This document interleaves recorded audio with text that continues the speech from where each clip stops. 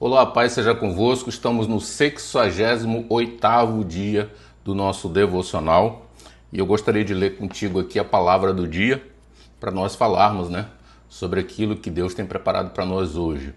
Porém, antes disso, eu quero te convidar a se inscrever no nosso canal, a deixar o seu like, tá bom? Fazer parte da comunidade. Vamos lá, a palavra do dia está em Provérbios 16:20, que diz assim: quem examina cada questão com cuidado prospera, e feliz é aquele que confia no Senhor. Tá? O Senhor é a nossa confiança, né? Vamos lá, o texto aqui do livro, ele diz assim: procure administrar bem o que o Senhor lhe deu. Então vamos ler aqui. Certo garoto que morava em um sítio tinha um sonho de ter uma bicicleta. A mãe lhe disse: filho, eu lhe darei uma leitoinha e com ela você realizará o seu sonho. Mas como? Perguntou o garoto. Apenas siga minha orientação. Cuide bem dela. A leitoinha é o seu grande empreendimento. Concentre nela todo o seu investimento. Alimente-a bem. Ela lhe dará bastante trabalho, mas não desista. Supervisione o seu crescimento. Quando crescer e engordar, não a venda. Ponha-a para procriar. No fim, ponha para procriar a fim de multiplicar o investimento. A leitoinha lhe dará os rendimentos, mas são os filhotes que lhe darão a bicicleta, disse a mãe. Nasceram 7 porquinhos. Com 5 ele realizou o sonho. Com a leitoa e os demais, ele conquistou outros sonhos. A bênção financeira precisa ser bem administrada. Faça um orçamento pessoal e projeções de investimento financeiro para o próximo ano e anote-as em seu diário devocional, para orar pedindo sabedoria a Deus para administrá-lo dentro da vontade de Deus. Concentre-se nas metas, contenha os gastos, que está baseado em Provérbios 21:20. Não consuma aquilo que você armazena. Provérbios 21:20 também, tá? Seja radical no corte do consumismo desenfreado. Ele traz um outro texto de Provérbios 23, versículo 2. A pobreza e a necessidade podem decorrer de esbanjamento. Aqui está a forma deve ser e gastança.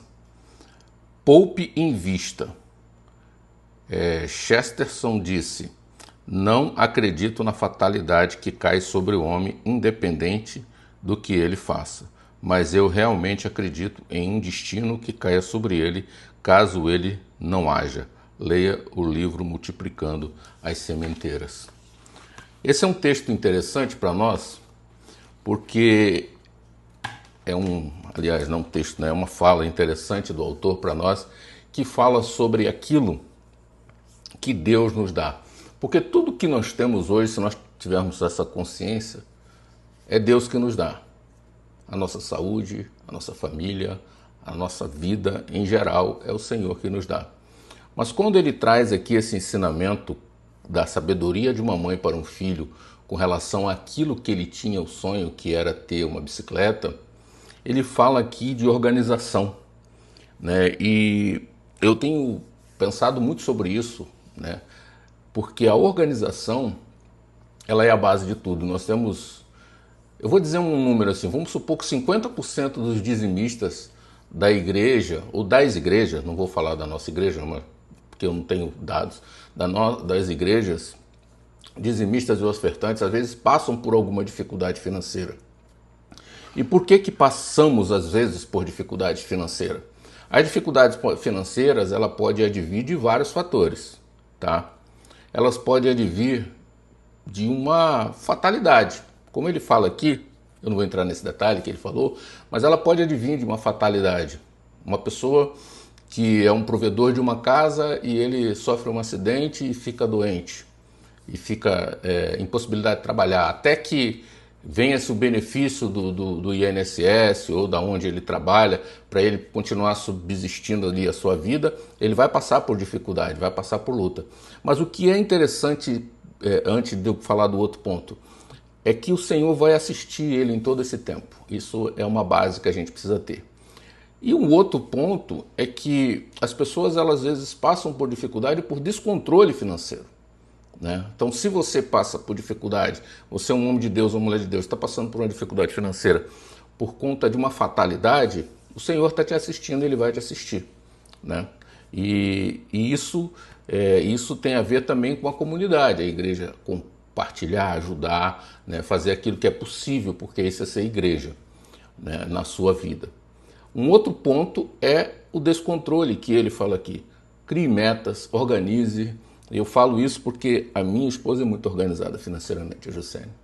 Então, assim, e essa organização não é um método, para ela é natural, mas para você pode ser um método. Você pode procurar alguém que ensine um método de organização financeira para que a sua vida seja uma vida financeira organizada. Não é uma questão puramente espiritual, é uma junção da questão espiritual com uma questão natural, organizacional da sua vida. E às vezes a gente comete erro, a gente às vezes toma atitudes que entramos por um caminho que não deveríamos entrar. Mas qual é a grande sabedoria que nós precisamos ter disso? É entender que a gente precisa sair desse caminho. É entender que a gente tem condições de sair desse caminho. Porque o Senhor sempre tem um escape, uma porta aberta. O Senhor está sempre pronto a nos receber de braços abertos e nos abençoar naquilo que são as nossas necessidades. Eu espero que essa palavra tenha falado ao seu coração. Eu espero que essa palavra vá de encontro à sua necessidade no dia de hoje. Que Deus possa abençoar a sua casa, que Deus possa abençoar a sua família, em nome de Jesus.